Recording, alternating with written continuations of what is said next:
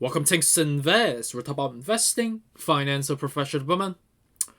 As of current time of 2:19 p.m. on the Eastern Time, Ethereum traded $3,091, up about 1.14% so far. With respect to over crypto market and the equity market, we are still green, in comparisons to earlier this morning, but obviously it has normalized back a little bit. And with respect to Ethereum, we were attempting to get to the next resistance level of 3158, and you could see clearly on the chart as we got there, and we couldn't even get there completely. We're basically like $15 away and given up, and subsequently went back down to now to the next level of a non-consolidated level of 3050. Okay, so this is a normal course of cadence. Obviously, the surge that we saw was relatively prominent because of the economical data and the corporate earning data that investors has been digesting into the sentiment. And whenever you see that type of spike in a short-term perspective and normalize, as the day durates, and now we're seeing kind of a normalized picture in comparisons to the surge. And also on top of the fact that with respect to the inflationary pressure, the recessionary type of sentiments that the media front has been trying to percolate for quite some time, rebounding today, contingent on the corporate earnings report, allow for some optimism going on, right?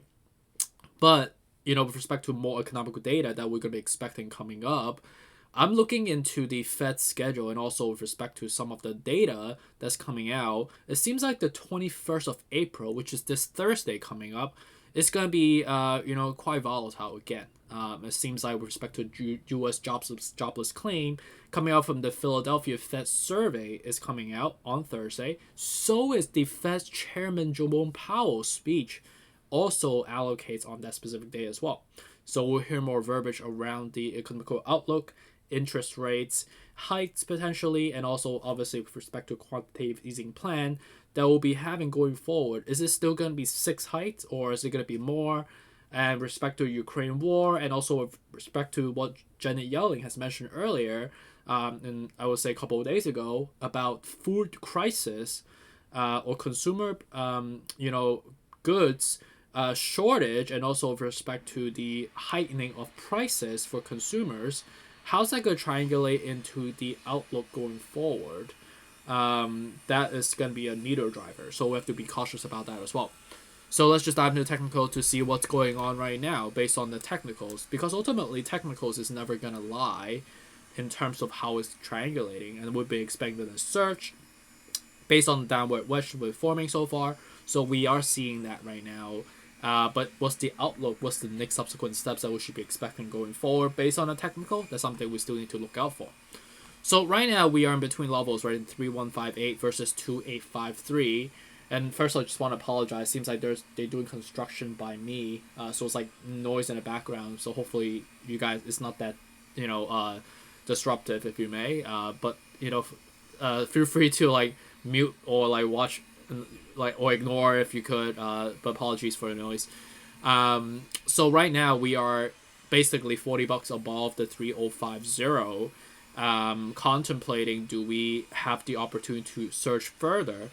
Something that I know is that we are relatively depleted at the 49 out of 70. Well, neutral, not depleted, but like on the neutral optimal echelon of the needle. We're not like too up or too down. We're just like gliding on sideways fashion, which makes sense.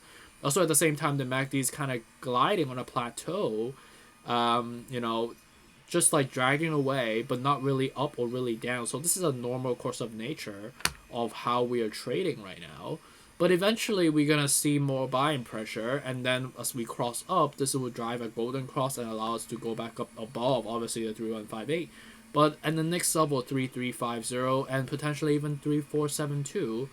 And that's a monumental level based on historical peaks that we've seen, right? So that's a monumental level. Do we have a shot of actually going there? I think maybe. But I think let's just see if we can break through above the 3158 first in the next couple of days after the Jerome speech on Thursday, and then we'll see how the picture will paint out going forward. With respect to Bitcoin's up about 1.5%. We are surging just as well at the 46 out of 70. We are curving up right now at the same time with mid levels again, right? The next level we need to ideally get to at bare minimum would be 42,000 to 44,000. So I think we do have a shot of actually doing so because of the curvature and we're fusing together. So that's a good sign that we are in a bullish run coming for Bitcoin. Respect to Ethereum Classic is also neutral, also depleted at the 44 of 70, curving up right now. So ideally buying now is not a terrible idea actually. It will have a propensity to go up to the next resistance level of the 44 or 43.52 if you want to be precise, all the way to the peak at the 52.63. But if we break the current level, we do have a relatively sizable leap down all the way to 34, all the way to 27 from here. So be careful of those levels. Dogecoin about 1.5% is a head and shoulder pattern, so I don't really like this with a 52 out of 70.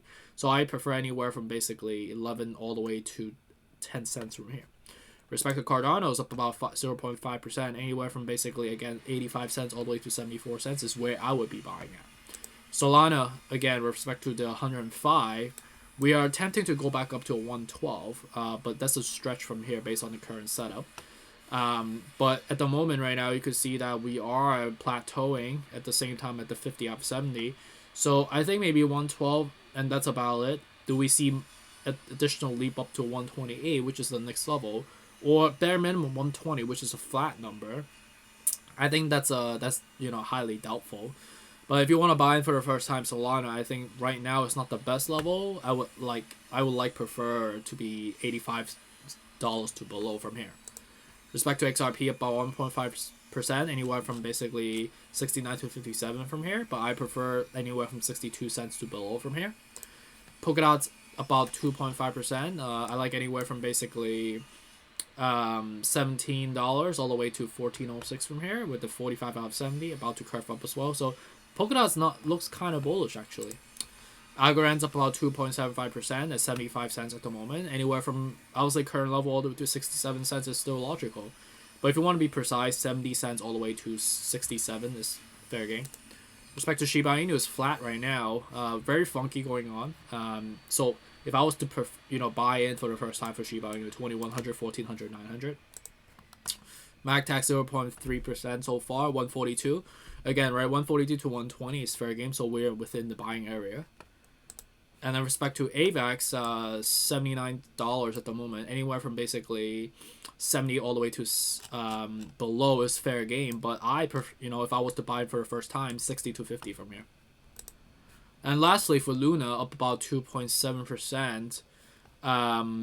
Right now we're getting a blockade of 95, right, which is exactly where we're at right now. We might see more buying pressure because the momentum is still bullish.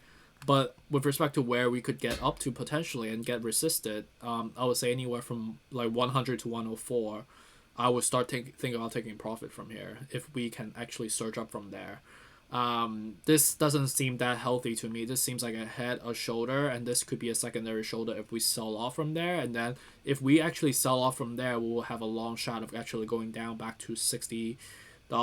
But again, with respect to the level that I would be buying it for Luna, 62, 52 to 45 from here.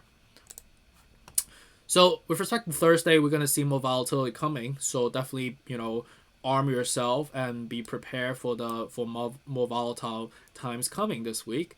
But in terms of the trends that we're seeing right now across the technicals, it seems like we are relatively bullish across the spectrum for multiple coins. But ultimately, never go too crazy. Still practice your risk management skills. And let me know if you have questions. And stay tuned. Take care. Bye.